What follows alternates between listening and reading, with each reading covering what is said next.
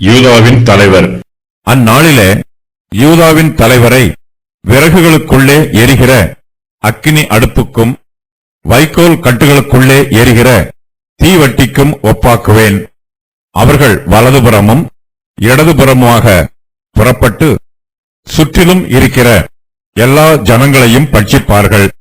எருசலேம் திரும்பவும் தன் ஸ்தானமாகிய எருசலேமிலே குடியேற்றப்பட்டிருக்கும். தாவீது வம்சத்தாரின் மகிமையும் எருசலேமின் குடிகளுடைய மகிமையும் யூதாவின் மேல் தன்னை உயர்த்தாதபடிக்கு கர்த்தர் யூதாவின் கூடாரங்களை முதல் ரட்சிப்பார். அந்நாளிலே கர்த்தர் எருசலேமின் குடிகளை காப்பாற்றுவார். அவர்களில் தள்ளாடினவன் அந்நாளிலே தாவீதைப் போல இருப்பான். தாவீது குடும்பத்தார் அவர்களுக்கு முன்பாக தேவனைப் போலும் கர்த்தருடைய தூதனைப் போலும் இருப்பார்கள். எருசலேமுக்கு விரோதமாக ஏராளமான சத்துருக்கள் வருவார்கள். அந்நாளிலே கர்த்தர் யூதாவின் தலைவரை விறகுகளுக்குள்ளே எரிகிற அக்கினி அடுப்புக்கும் வைக்கோல் கட்டுகளுக்குள்ளே எரிகிற தீவட்டிக்கும் ஒப்பாக்குவார். சத்துருக்கள் திரளான எண்ணிக்கையில் இருந்தாலும் அவர்கள் அக்கினிக்கு முன்பாக முட்செடிகளைப் போலவும் நெருஞ்சில்களைப் போலவும் இருப்பார்கள். அக்கினி அவற்றை பட்சித்து போடும். யூதாவின் தலைவர்கள் தங்கள் சத்துருக்களை சங்காரம் பண்ணுவார்கள். உக்கிரம் என்னிடத்தில் இல்லை, முட்செடியையும் நெருஞ்சிலையும் எனக்கு விரோதமாய் யுத்தத்தில் கொண்டு வருகிறவன் யார்? நான் அவைகள் மேல் வந்து அவைகளை ஏகமாய் கொளுத்தி விடுவேன். ஏசாயா 27:4. சத்துருக்கள் எருசலேம் நகரத்தின் ஊடாக கடந்து வந்தாலும் அவர்கள் எல்லோரும் மொத்தமாக அக்கினியிலே எரிந்து போவார்கள். எருசலேம் அக்கினியாக இருக்கிறது. எருசலேமின் சத்துருக்கள் தங்களை தண்ணீரை போல பாவித்துக் கொண்டு எருசலேமில் எரிகிற அக்கினியை அவித்து போடலாம் என்று நினைக்கிறார்கள். ஆனால் சத்துருக்களின் முயற்சிகள் சித்திக்காது. கர்த்தர் சத்துருக்களை எரிகிற விறகாகவும் தானியத்தின் பதராகவும் மாற்றுவார். இவை அக்கினியிலே நன்றாய் எரியும். கர்த்தருடைய ஜனங்கள் எரிகிற அக்கினி அடுப்பை போலவும் எரிகிற தீவட்டிகளைப் போலவும் இருப்பார்கள். அவர்கள் வலதுபுறமும் இடதுபுறமுமாக புறப்பட்டு சுற்றிலும் இருக்கிற எல்லா புறஜாதி ஜனங்களையும் பட்சிப்பார்கள். ஆதி திருச்சபை ஸ்தாபிக்கப்பட்ட போது சபைக்கு விரோதமாக ஏராளமான சத்துருக்கள் எழும்பினார்கள். ஆனாலும் அவர்களால் கர்த்தருடைய சபையை அழிக்க முடியவில்லை. சபையை அழிக்க நினைத்தவர்கள் அழிந்து போனார்கள். சத்துருக்கள் கர்த்தருடைய பிள்ளைகளை எவ்வளவாய் ஒடுக்கினார்களோ அவ்வளவாய் விசுவாசிகள் பலுகி பெருகினார்கள். தம்முடைய சபைக்கு விரோதமாக எழும்புகிற சத்துருக்களின் ஆலோசனைகளை கர்த்தர் அவமாக்கி போடுகிறார். சத்துருக்களின் தைரியம் அவர்களை விட்டு நீங்கி போகும். பலவான்களாய் இருந்த சத்துருக்கள் கோழைகள் ஆவார்கள். அந்நாளிலே நான் குதிரைகளுக்கெல்லாம் திகைப்பையும் அவைகளின் மேல் ஏறி இருக்கிறவர்களுக்கெல்லாம் புத்தி மயக்கத்தையும் வரப்பண்ணி யூதா வம்சத்தின் மேல் என் கண்களை திறந்து வைத்து ஜனங்களுடைய எல்லா குதிரைகளுக்கும் குருட்டாட்டத்தை உண்டு பண்ணுவேன் என்று கர்த்தர் சொல்லுகிறார். சத்துருக்களின் சேனை பெரிதாய் இருந்தாலும் அவர்களால் கர்த்தருடைய சபையை மேற்கொள்ள முடியாது. ஆதி திருச்சபை ஸ்தாபிக்கப்பட்ட காலத்தில் இருந்து கர்த்தர் தம்முடைய சபையை சத்துருக்களிடமிருந்து பாதுகாத்து வருகிறார். எருசலேம் திரும்பவும் தன் ஸ்தானமாகிய எருசலேமிலே குடியேற்றப்பட்டிருக்கும். எருசலேமின் அஸ்திவாரத்திலே புதிய எருசலேம் கட்டி எழுப்பப்படும். பழைய எருசலேம் எந்த ஸ்தலத்திலே கட்டப்பட்டிருந்ததோ அந்த ஸ்தலத்திலேயே புதிய எருசலேமும் கட்டப்படும்.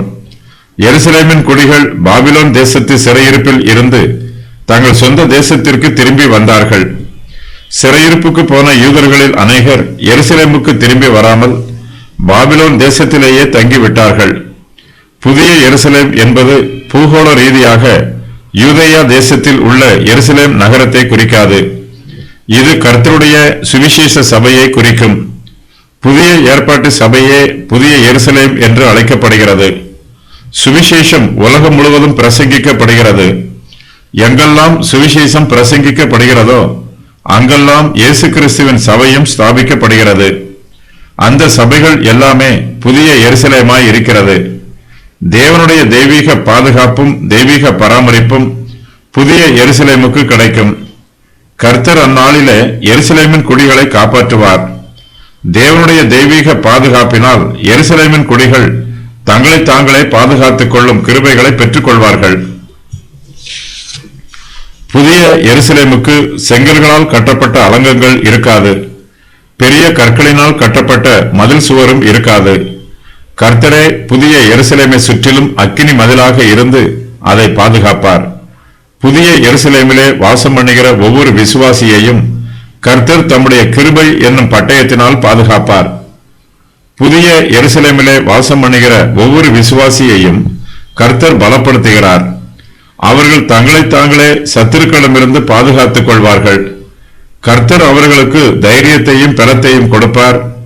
அந்நாளிலே எருசலேமில் வாசம் பண்ணுகிறவர்களில் தள்ளாடினவன் தாவீதைப் போல இருப்பான். அவன் தாவீதைப் போல பலமுள்ளவனாகவும் அறிவும் ஆற்றலும் உள்ளவனாகவும் இருப்பான். தாவீது எருசலேம் நகரத்திற்கு அஸ்திவாரம் போட்டார்.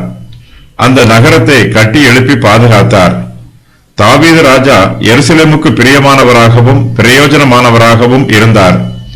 தாவீதைப் போலவே எருசலேமிலே வாசம் பண்ணுகிற விசுவாசிகள் எல்லோரும் எருசலேமுக்கு பிரயோஜனம் உள்ளவர்களாய் இருப்பார்கள்.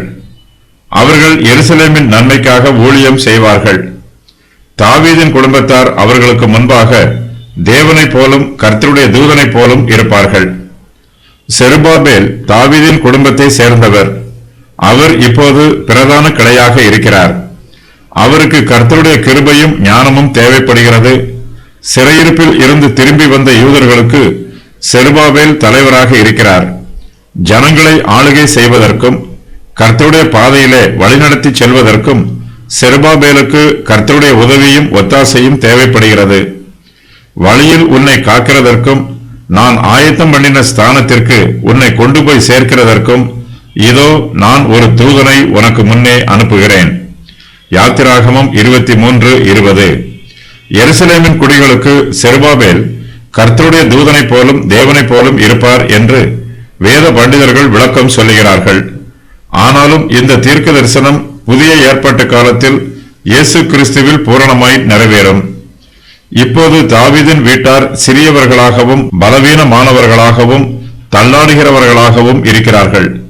தாவீதின் குடும்பத்தாருடைய மகிமை மங்கி போயிற்று.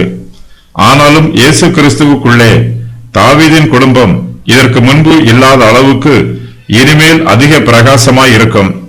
எருசலேம் நகரத்திற்கும் யூதா தேசத்திற்கும் இடையே ஒற்றுமையும் நல்ல ஐக்கியமும் உண்டாயிருக்கும். யூதாவின் தலைவர்களும் யூதா தேசத்தில் உள்ள நியாயாதிபதிகளும் எருசலேமின் குடிகளுக்கு மதிப்பும் மரியாதையும் கொடுப்பார்கள். தேசத்தில் இருக்கிற நல்லவர்களையும் நீதிமான்களையும் கனம் பண்ண வேண்டும். அதுவே அந்த தேசத்திற்கு மேன்மையும் பலமும் மகிமையுமாய் இருக்கும்.